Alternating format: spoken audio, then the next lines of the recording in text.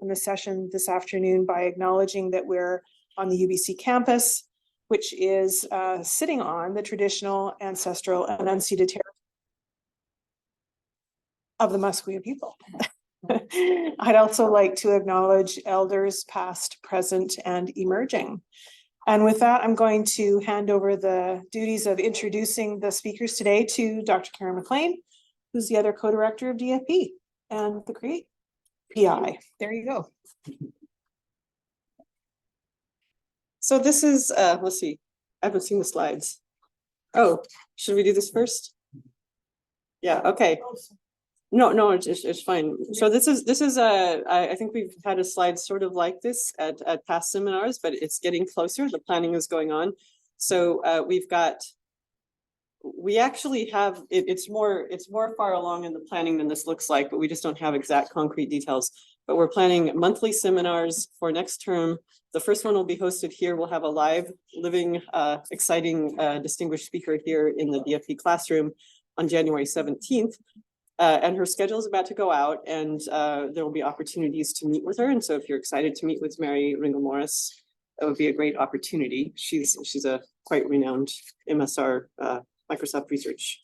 She's not at Google DeepMind, is she? She was at MSR.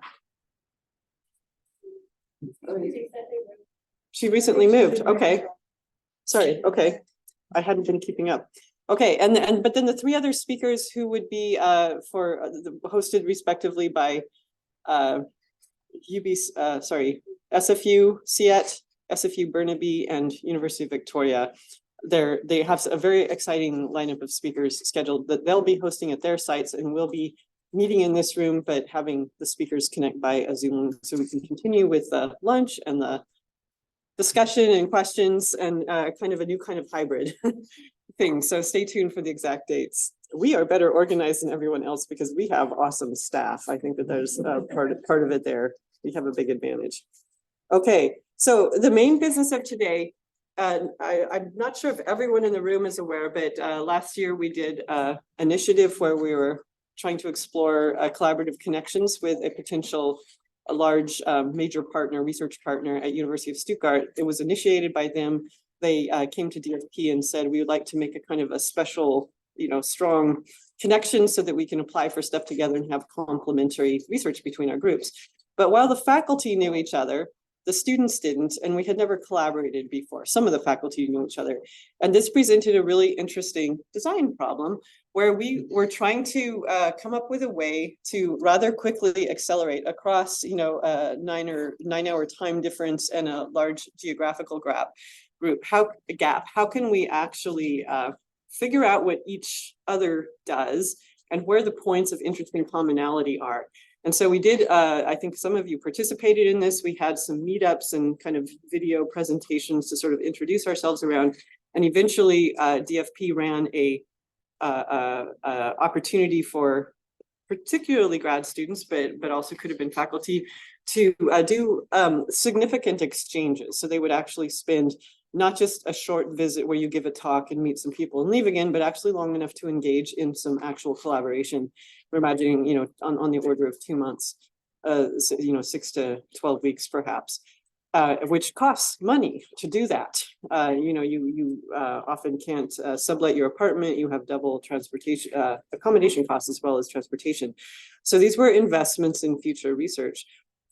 Because DFP isn't going to be continuing, we will not be doing the big University of Stuttgart co-development thing. However, we're hopeful that these seed collaborations will actually go ahead and are still worthwhile. So what we're doing today is having some report backs from 3 people who actually were the individuals who did these exchanges. So Frank Heyen came to UBC from University of Stuttgart, Anika Sayara and Mint Tanprasert went there. And so each of those in turn are going to give about a 10-minute talk about the research that they worked on, the project they worked on and how that went. And then we'll have 10 minutes for questions at the end of that. Okay, and they're more interesting than I am, so we will go right ahead. Frank, it is up to you, and I need help now. How do you switch the screen over to Frank? Are his slides, he's from his own, so I will let you take over now. Frank, now you can share your slides, okay? we can see. Thank you. Okay, can you hear me? Yeah, we can hear you. Good, perfect. So yeah, good evening from Germany. I'm Frank, and in this presentation I will quickly talk about me, my institute, and my group, because I'm the only one not from UBC. Then I will talk about a bit about my topic and my past work, just to show you some examples of what I'm usually working on. And then the main part will be, of course, about the collaboration with DFP.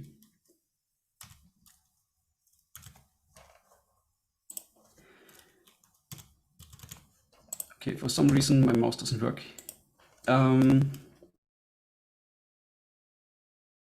I spent my whole life around Stuttgart, which is conveniently in the center of Europe. University of Stuttgart, which made me very excited to.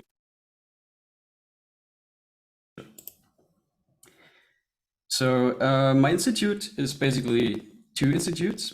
So they work as if they were a single institute, but they have two different buildings, two different. And these institutes work on different kinds of visualization for scientific data, for abstract data, but also eye tracking, mathematical foundations. And some people also work on HCI-related topics, such as virtual and augmented reality, often in combination with visualization. Then there's human AI collaboration, human robot collaboration, haptics, and more. And yeah, here you can see that the buildings are separate, but still on the same campus, and the campus is a bit away from downtown, similar to UBC. My research group is pretty big. So we currently have 1 professor, 2 postdocs, and 22 PhD students. In Stuttgart, master students don't count as part of the research group of the lab. Otherwise, there would be even more people here. And my group publishes in different topics and venues, mostly related to information visualization and virtual and augmented reality. So quickly about my topic, the core topic is instrument education, which basically means that we want to record practice sessions. So we don't want to analyze the actual practice of musicians, and therefore record different kinds of data. For example, audio, MIDI, motion data, eye tracking, everything you could think of. And then visualize this so you can see where you make mistakes, how you develop over time, how you compare it to others. And we also want to combine this with virtual and augmented reality to make use of motion capturing, eye tracking, three-dimensional and real scale encodings to show data on the instrument in real scale so you can easier see where it matters. Here are some examples of my work. I collaborated on augmented reality guitar tutorials that show you where you have to press down to play notes. Immersive visualization of cello bow movements, where we visualize the stroke that you perform while playing a cello. So in VR, there's a line flowing out of your hand, and this line is colored by how well you stroke the bow, stroke the strings with the bow. Then there's where an AI basically gives, you don't have to listen through all of them, but get visual overviews of what you could integrate into your composition. And then a very recent paper where we tried to augment sheet music such that it's easier to read. So you can see repeating patterns through colors, for example, and get some more compact overviews. And then also to compare sheet music, building on the previous paper, we tried to visualize multiple versions of the same song. So if you want to learn a new song and you find multiple sheet music versions, that you can compare them and see which one might be the best for you. So enough about my previous work. Now I'm talking about the collaboration that I did at DFP this summer, mostly with Mint and Dongguk. So we worked on two projects, and the first project is led by Mint. So maybe she will talk more about this. Basically, the idea is that we want to support interaction with video tutorials by letting the user control those tutorials directly through the instrument. In another project, which is led by me, we want to show visual feedback on or near the instrument to make it easier to see where you have to apply this information. You can see some examples like coloring the keys, showing a piano roll. But augmented reality also allows us to attach visualizations to objects, for example, the fingers.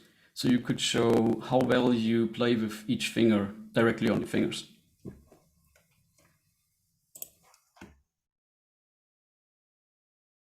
We mainly did brainstorming with regular meetings, and then we conducted a design workshop.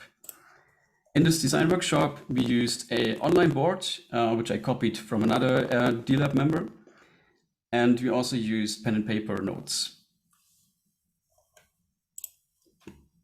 And in the future, or currently, I am working on several design probes, basically multiple small prototypes that are like quick and easy to produce. And then I plan a user study to evaluate these different ideas.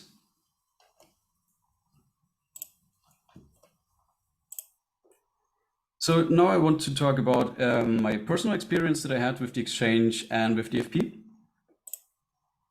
So the first thing I noticed is that the public transit is much better than I expected, because I thought Canada would be similar to what I heard about the US, very car-centric. But actually, it took me 1 hour to go by bus from my Airbnb to UBC. But that's what I'm used to from Stuttgart as well. So that was perfectly fine. And I actually got a very convenient basement Airbnb. Another thing I noticed is that the work culture and environment is very different from what I'm used to, because in Stuttgart we have offices with maybe 2 to 4 people are there, but at UBC there's this lab where PhD students and master students are, if you want to collaborate, but can also cause some noise. But on the other hand, there's this cozy living room and multiple kitchens where I could spend time for meetings if I needed some quiet time. Then I really like the smaller groups. It makes it much more friendly to work with like 5 people in a meeting instead of 24. And one meeting actually was pretty interesting because we did a client consultant kind of role play where one person, so there were groups of 3 people, and one person had a problem, the third person, and then actually the consultants have to present the problem and the solutions later on, so I actually have to pay attention to what the client told. And we spent this meeting in the woods, which actually was pretty nice because we were walking while discussing, which I think helps you actually focus because there's no distraction. And then the results were presented in this forest, which was also very, very cozy. One thing I missed at UBC was that there's no lunch group and people are spending much more time in home office. So despite the very good food on campus, I spent most of my time eating alone. Overall, I have to conclude that I was very well integrated into DFP. So I was regularly attending the Max meetings, Dongbook's group meetings, of course, and all. And during the 4 weeks that I spent in Canada and the 3 weeks that Mint was in Stuttgart, we managed to get the collaboration running pretty well, and we're still continuing on that. So although 4 weeks might be pretty short, I think it was enough to actually get something very useful out of it. And with that, I want to come to the end of my talk. I want to thank everyone for the opportunity to visit Vancouver, which was a very beautiful city at that time of the year. I was also told that I was very lucky with the weather. And I want to thank all of DFP for the welcoming atmosphere, admins and facilitators for their immense support, and of course Dongbuk and Mint for the productive and friendly collaboration that we had. Thanks.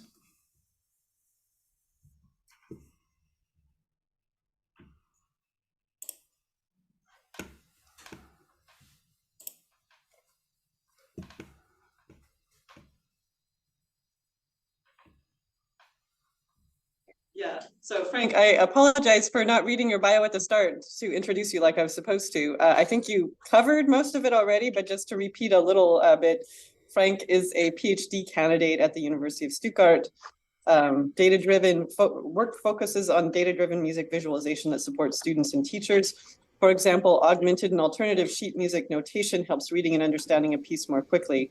Collecting and visualizing practice data supports musicians in learning their instruments more efficiently.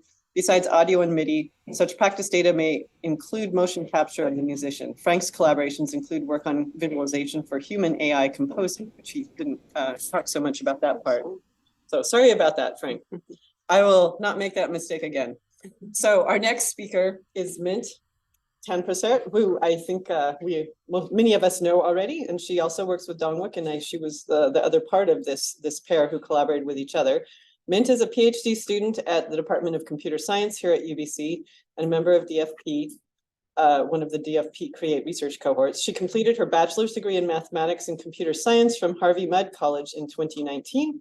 Her broad research area is human-computer interaction with focus on video-based learning, social computing, virtual agent design, and music technology. Over to you, Mint.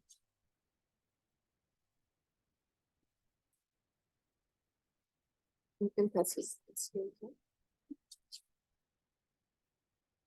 Hi, hello everyone. So I'm Mint, and thank you, Carol, for the introduction. So today I'll talk about my 3-week research visit at University of Stuttgart. But before that, I just want to quickly talk about like some of my research areas, which makes me like decide to kind of reach out to Frank and also like to collaborate together. So my main research area is in video-based learning, and I also work a bit with designing conversational agents, working with like generative AI, like LLM, ChatGPT, that kind of thing. I also did some project in AR and VR kind of system design. And before coming to Harvey Mudd, before coming to UBC, when I was at Harvey Mudd College, I did some work about music information retrieval and music technology.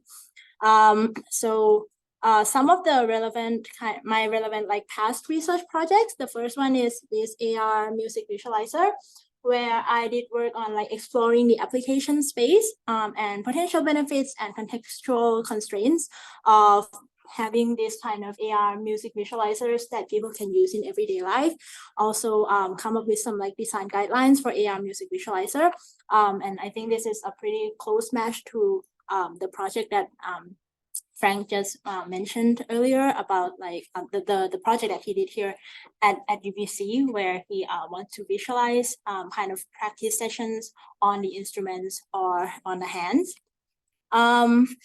And then I did a project last year about scripted vicarious dialogue. So this is basically a technique for engaging students in like a pseudo social experience of like reading scripted dialogues between virtual characters while they are watching kind of lecture videos in an isolated settings. So this is where I kind of learn a lot about like designing systems and also evaluating systems in like learning context. And then I also did an RPG project here at UBC about video-based serious leisure music learning, where which was a qualitative study on how hobbyists learn instruments such as piano or guitar from online videos, and also develop some designs out of this. So this is where kind of like all my research areas kind of intersect. So with the collaborative research projects, as Frank mentioned before, we did 2 projects. So the project that I did in Stuttgart, where I was the lead, is the instrument-based video control project. So we started this project during my research visit in Stuttgart, and then we continued it a little bit during Frank's visit to UBC. Now it's about like 2/3 of the way done. We're still collaborating online to finish it, and we aim to submit this to the CHI conference next year. The second project is the project that Frank talked about, so the embedded visualization. So I'm not gonna talk about that project, and we'll focus on the first one. So the motivation of this project is that video-based music learners, so people who watch YouTube video tutorials to learn music, have to like move their hands from the instruments to the computer or whatever device they use to control the video playback. And this kind of hindering the practice process, because like, especially for novice learners where they are not like used to where they should place the hand on the instruments, yet they will have to like kind of find the positions of their hands again, which takes some time. Oops.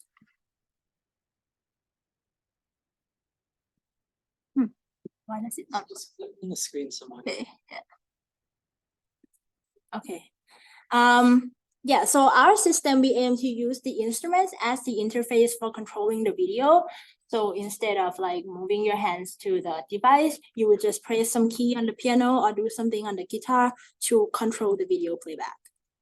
And for this project, we focus on just piano first, because we have like when we were in Stuttgart, there were a lot of people with like experience with piano that we can kind of talk to quickly. And also here at UBC, I also have like a piano ready to do this project, so it was an easier choice.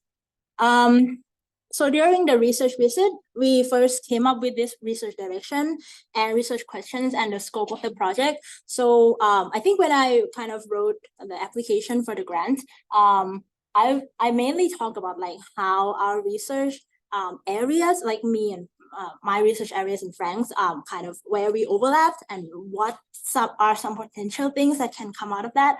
But we didn't really decide on anything specific before I went. So when I went there, we explored actually like a couple of project ideas, but we settled on this one.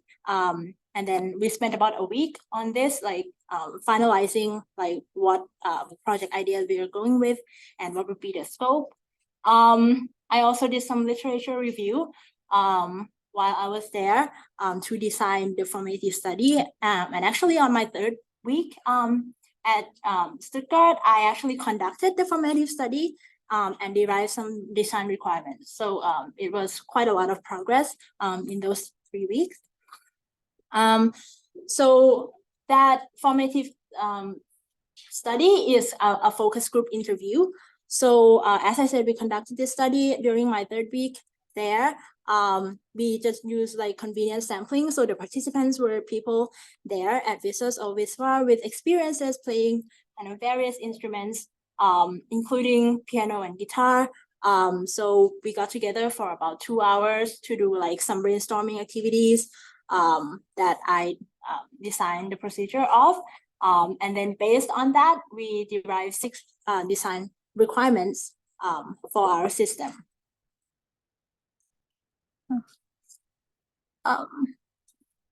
So the second part of the project, which we did during Frank's visit to UBC, is actually to explore different interaction models that we can use to kind of to implement the prototypes. So this was kind of the interface that Frank implement for this phase. So we came up with this, you cannot see this, but this is like 6 different kind of interaction models. So different ways that you can use the piano here to control this video playback. And we ran this test with about 6 people, 6 participants, to kind of collect their feedback on which interaction model is good for which video control actions.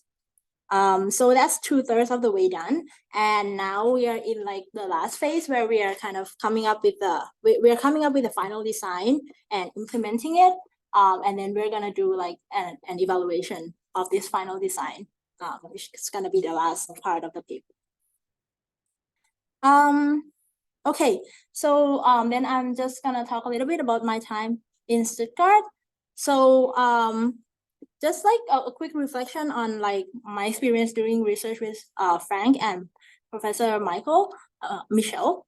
So it was very different from my usual style. I think one of the factor is that, you know, I only had 3 weeks and I really want to get a lot of things done, but also like things generally move a lot faster.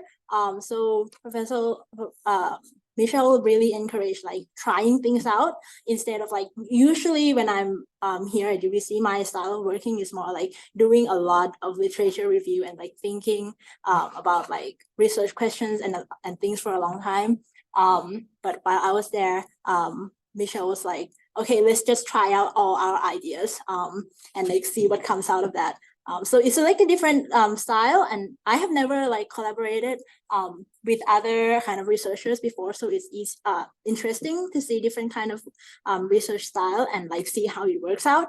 So a lot of our meetings, group meetings, so with me and Michelle and Frank, were like for brainstorming and expanding our ideas.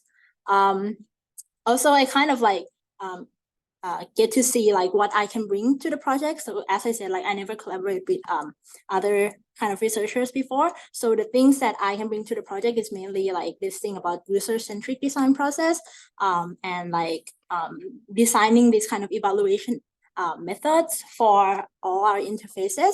And also my study about video-based music learning before it's kind of a foundational it gives us a foundational knowledge about what are the learner strategies and the learner's needs, so we didn't have to like conduct more study about that. Yeah, and then a little bit about my work at Visas. So it was really a very friendly environment. So as Frank said, it was a pretty big group. About half of the group, like 8 to 10 people, I think, would have lunch together almost every day at the university's cafeteria. And when I say almost every day, is because I think most people work on campus for about 3 days a week. So every day that we were there, we would go to have lunch together. And even the Professor Michelle always also come along on the lunch.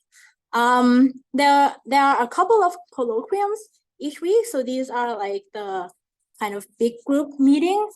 I got to present like my past work in one of these colloquiums and actually get to have like pretty interesting discussions about people who come from, you know, different kind of research fields, focusing more on like the technicality of like visualization and things like that.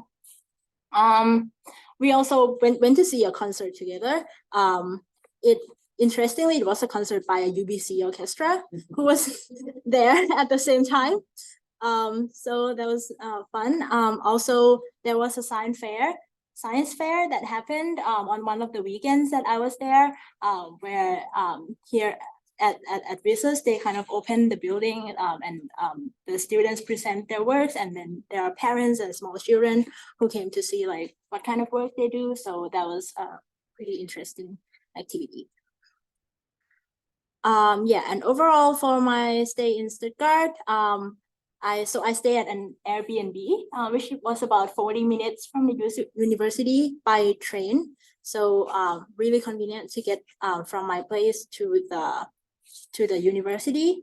It was also near downtown, so there were a lot of shops and restaurants and stuff to go explore. It also has really good public transport around the city and also to nearby cities. So I visited a lot of these places, like went to nearby cities and see museums and stuff like that.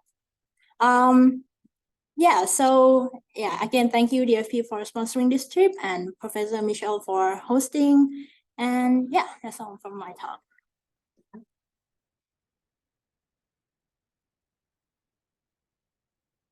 It's a really, really great description of what you did. I'm sure there's going to be lots of questions when we get to that part. I'm going to move on to our last speaker. Anika Sayara is a PhD student in the Department of Computer Science at UBC. She's also a grad trainee at the Designing for People research cluster and a research assistant in D-Lab, again, led by Professor Dong Yoon. Additionally, she serves as a sessional lecturer for CPSC 344, where she teaches Introduction to Human-Computer Interaction Methods, and I will say that Mint was also a co-instructor for the same course. Anika's research focuses on designing innovative tools for authoring immersive experiences with a specific emphasis on supporting the needs of designers in this field. She was awarded a 4-year doctoral fellowship at UBC. Before commencing her graduate studies, Anika held a faculty position at, I need your help, Abensola? Asanola, sorry, I misread the letter. University of Science and Technology, and completed an internship at Microsoft Bangladesh. She earned her BSc in 2017 and received the prestigious Prime Minister's Gold Medal for her outstanding academic performance. Welcome, Anika. And let's hear your talk. Thank you so much for the introduction. So now it's my turn to share my experience at the University of Stuttgart. So Karen has covered almost all of it. I will just kind of focus a little bit on my research focus. So as Karen mentioned, my research focus is primarily on authoring tools for creating immersive experiences. And more specifically, I kind of employ methods like programming by demonstration, generative AI to create or enable tools that enables designers to create immersive experiences without the need for explicit coding. So because Frank has already talked a little bit about the differences in the work culture at the University of Stuttgart and at UBC, and also Mint has touched upon it, I will primarily focus on the collaboration work that I did with Professor Michael Sedlmeier of the Visvar Lab, Benjamin, who is a postdoc at the Visvar Lab, and Carlos, who is a PhD student there. So at first, I want to talk a little bit about how this collaboration unfolded. So Karen mentioned at the very, very beginning that there was this DFP and U Stuttgart workshop. During that time, when I was looking at the presentations of Professor Michael Sedlmeier and his team, an idea came up to me that probably there is a need for an end-to-end kind of authoring tool for situated visualizations. And so I proposed that idea, and Michael Sedlmeier took an interest in the idea, and we ended up submitting the DFP Mobility Exchange grant application. During my visit to the University of Stuttgart, in the very first week, I think we mostly spent our time in the research framing. So what happened was that this idea of designing an end-to-end situated visualization authoring toolkit was kind of impossible to kind of complete in that 3-week time period. It's like a very short time. But we also wanted to do something concrete contribution at the end of my visit. So what we decided on is we wanted to focus on situated dashboards instead. But the problem there was that the situated dashboard, the entire concept of it was kind of very vague, and people have kind of different ideas or perceptions about what they really meant. And so what we ended up doing was basically exploring the design space of the situated dashboards. And I want to quickly mention here that my expertise kind of is in designing the toolkits, the tools for VR or AR, but I had very limited experience of like visualization itself. And that's where I think Ben and Carlos's expertise came in. And we were like, it was a very fruitful collaboration where if I had kind of like a missing context about this visualization field, they would be able to kind of fill it in, and I would be able to contribute my expertise of like authoring toolkits. So after like the first week, when we kind of decided on what we wanted to do, we prepared the study materials. And the second week, primarily I ran the study. I will talk a little bit more on that later on. And in the final week, we primarily did data analysis, wrote the paper, and submitted to ISA, which is ISMAR adjunct workshop. So I will now focus on the work that we did. So in AR HMD experiences, the idea of situated visualization is very common, where you would place the information about a physical referent close to the physical referent or overlaid on top of it. But oftentimes the layout of the reference and the environment itself affects kind of the navigational requirements and the design of the situated visualization. And so we thought about what if like all these multiple data could be kind of displayed in a dashboard format. But the problem with that is that, I mean, the idea of dashboard is very common when it comes to like 2D desktop-based applications. But when it comes to like AR HMD-based app experiences, there has been little to no exploration of like what these situated dashboards should look like and what even they are. So what we did was we conducted a semi-structured expert interview with 6 experts with varying level of expertise in AR, situated visualization and visualization.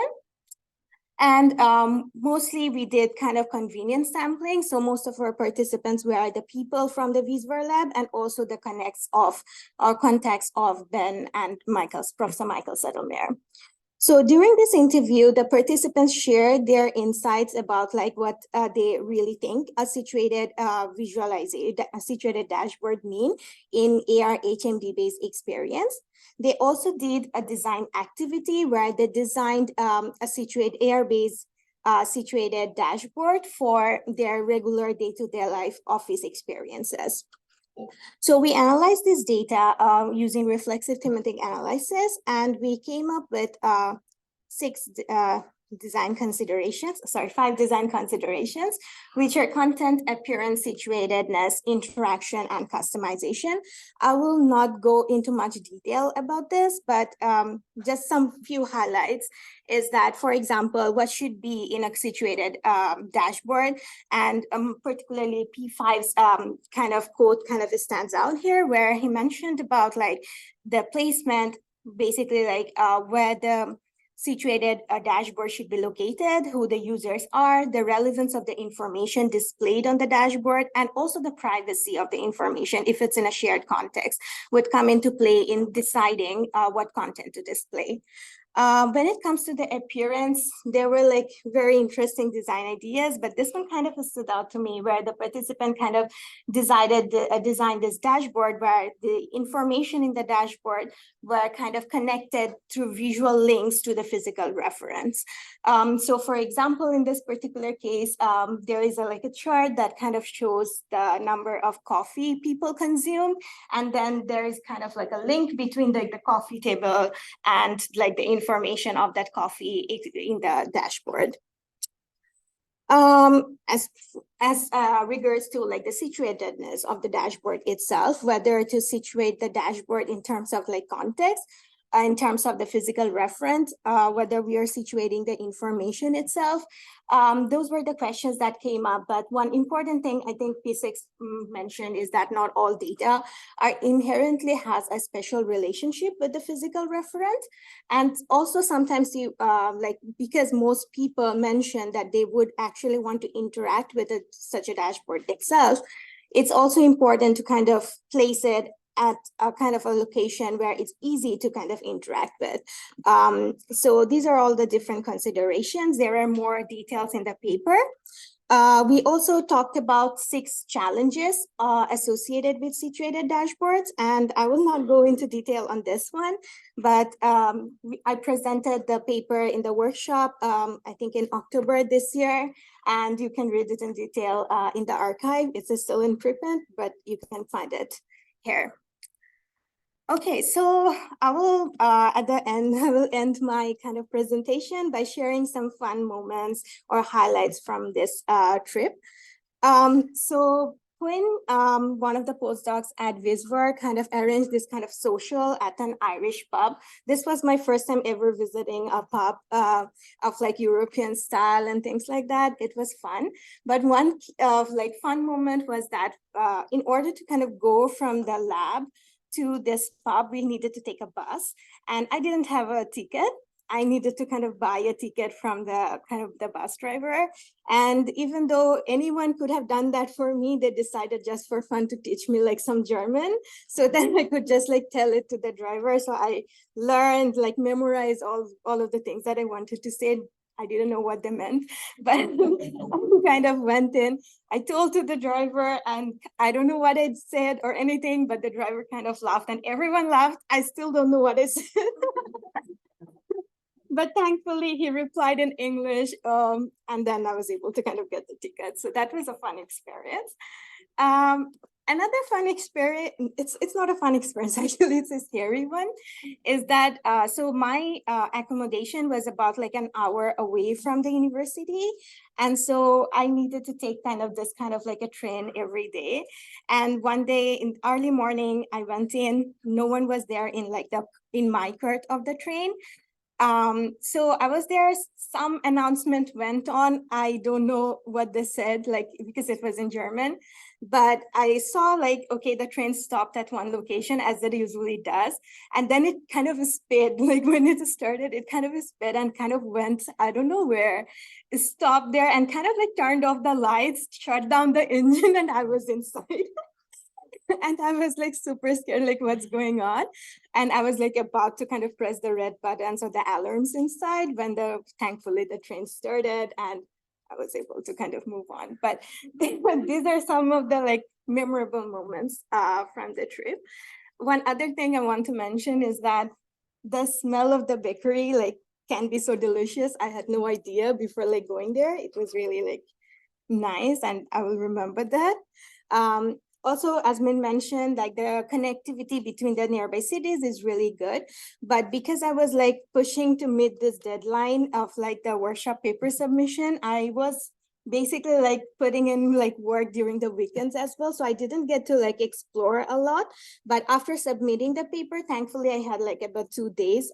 So I spent a day doing a day trip at Strasbourg, which is kind of a nearby French city, very cute, very picturesque, and it's kind of like 2 hours distance from Stuttgart. So it was fun. And last day I kind of spent like walking around the city of Stuttgart itself, and these are some photos of that. And yeah, with that, thank you. I want to like thank everyone who kind of facilitated this experience and like made this happen. It was really rewarding for me.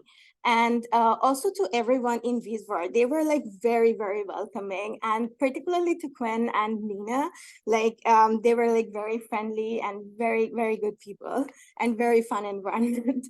And also finally to Michael, Ben, and Carlos for their valuable input and contribution to the collaboration.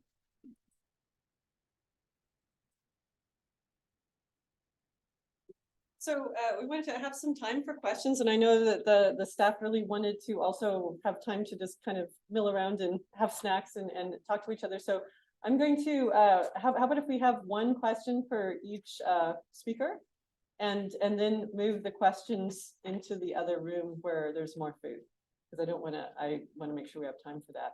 So why don't we go ahead, and I'm hoping that we have Frank listening in here and able to respond to questions as well. And someone any questions? Okay. Sorry.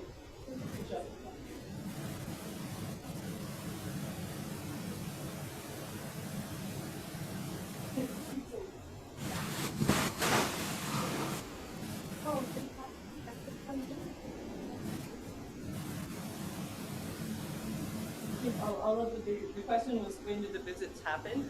And the answer was all of them happened kind of last spring and early summer. Yeah. We had a spending deadline. Yeah. The way a lot of these things go.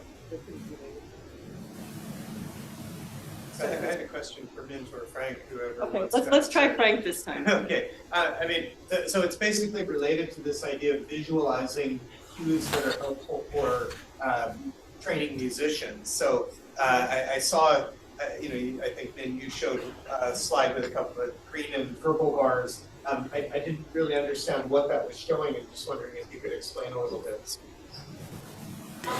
Either one. So I had a similar question. So I think the question from Tony was about, could you explain the visualization scheme to us? Yeah. So you had a slide, which I don't think we'll be able to. It's frozen. Oh, yeah. I don't know if Frank can hear us. Frank, can you say something? Yeah, I can. Okay, good. First of all, you're alive. That's good. All right. So without benefit of a slide, because we don't have that right now, can you try and explain the visualization scheme? Yeah, I think you're talking about the visualization for comparing sheet music versions. Is that correct? I guess I saw a visualization where there was a piano keyboard and then some blue vertical bars. highlighted bars. Yeah, I have the Yeah. same question. Ah, okay, yeah. That might have been a Mint's talk. Yeah, I think it I was. Maybe mentioned. Yeah, I think it was that was just a video tutorial that you can find on YouTube. Like if you search piano tutorial on YouTube, you will see like piano bars and then like falling lines Okay. where like you have to do this. Yeah. Okay. So then I guess what I was interested in, you were saying, so you would map certain movements on the instrument to video controls, and I'm wondering, like, is that just, a high C means go forward, or what's Yeah. the controls? What was that the you were interface? mapping? How did you control the video? Yeah, well, in the second phase that I talk about, like with interaction models, we explore a few different ways. So some of them is like assign certain keys for play and pause and jump forward and backward. Some of them is like we map, for example, the whole keyboard to like the progress bar. So like if you press like the leftmost key, it goes to the start of the video kind of thing. Some of it we do like trying to use some keyboards to like search by place, so like you play a certain passage and just try to find the place in the video. So Ooh, I like that one. Let's see. That one would be useful. Yeah. I have another one. Oh, can I just quickly add on to that, maybe for either Frank or Mint? I was wondering how did you come up with some kind of framework for how you would generalize that kind of mapping to other instruments? Like you talked about guitar or flute, or like how do you generalize what you figured out about this scheme? Frank, is Frank able to speak to that one? Did you generalization of other instruments? Yeah, we wanted actually to start with guitar because as well, Michael and we both play guitar, as do many other people at Visos. But guitar is more complicated, so it's more complicated to get data out of it. You can get MIDI out of it, but it's not as clean. So once we decided to go for keyboard, we didn't think much more about other instruments. But of course, that could be a follow-up paper, and we had some initial thoughts about how to map things. So that's what we did in the workshop that Mint organized when she was in Stuttgart. So on guitar, you can do different things. You can slide on a string to control some parameter, for example. So you could slide a string to basically control time. You can slide another string to control speed. So yeah, this would be more smooth than with a piano keyboard where you can only have discrete actions. So this could be one idea on how to put it on a different instrument. You can slide on a piano keyboard. It's not smooth. But yeah, I know what you mean. I know what you mean. And it hurts your fingers too. So let's say one question. Does anyone have a question for Anika's work specifically? Which there's lots of potential questions there, but Preeti. I think my question is related to the context of use of situated dashboards, because I think some of your examples explore on the board related things. The other was more about exploring a building, like museums. So like what sort of scenarios could you consider when you're considering your design space, where you fixated on self? Yeah, I think we talked a little bit about the use case of situated dashboard, but I think mostly it comes to like when you are want to see information, for example, of this room, like there can be like so much information about this room itself, and like just displaying all this information individually, like on top of the physical reference or near in close proximity, as it's usually done, in some context might be cumbersome. So for example, you can think about like a factory scenario where there are like these huge machines all over, and you probably want to monitor like maybe like the temperature or like certain properties of things like that. And if you have all this data just flying around the entire space, it might be very difficult for like maybe like the factory manager to actually take some valuable kind of information out of all that scattered data. And so I think like these kind of like these dashboards would become super important in those kind of scenarios. But it's also kind of important to kind of acknowledge that this idea is also very kind of in a preliminary stage. And so like how to kind of display that information so that it's useful and also like people can act on it. Because I think a lot of the participants express their needs or their interest in kind of actually being able to do something with that data they see on the dashboard, and also kind of having the data displayed in context and things like that. And so like designing that dashboard with all these different constraints, like keeping all these different constraints would be like an interesting aspect. And that's what we kind of explored through the design dimensions that we talked about. Okay, I am going to say, let's move this into Let's thank group conversations. Frank. And many thanks to Frank for joining us. I wish you could join us for the next stage too. Unfortunate that you're separated in space right now. We could offer you some hors d'oeuvres and cake if you were here. Thanks for joining us, and say hi to Michael as well. And I hope some of these collaborations can continue. Okay, with Thanks. that, and thanks also to Mint and Anika for your talks, which were really informative. Would you like to close it out? And I guess go and pick up, eat more food and talk to each other. Thank you very much.